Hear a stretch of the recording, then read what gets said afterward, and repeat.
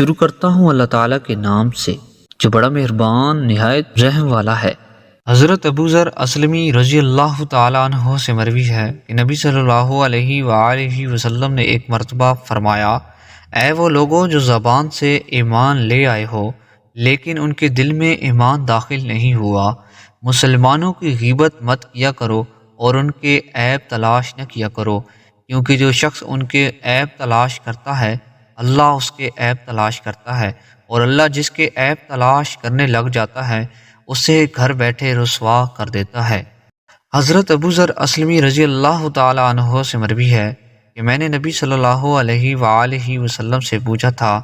یا رسول اللہ مجھے کوئی ایسا عمل بتا دیجئے جو میں کرتا رہوں۔ نبی صلی اللہ علیہ وآلہ وسلم نے فرمایا، راستے سے تکلیف دہ چیز کو ہٹا دیا کرو کہ یہی تمہارے لیے صدقہ ہے۔ حضرت ابو موسیٰ اشعری رضی اللہ تعالیٰ عنہ سے مروی ہے کہ نبی کریم صلی اللہ علیہ وآلہ وسلم نے ارشاد فرمایا، اس ذات کی قسم جس کے دست قدرت میں محمد صلی اللہ علیہ وآلہ وسلم کی جان ہے، نیکی اور برائی دو مخلوق ہیں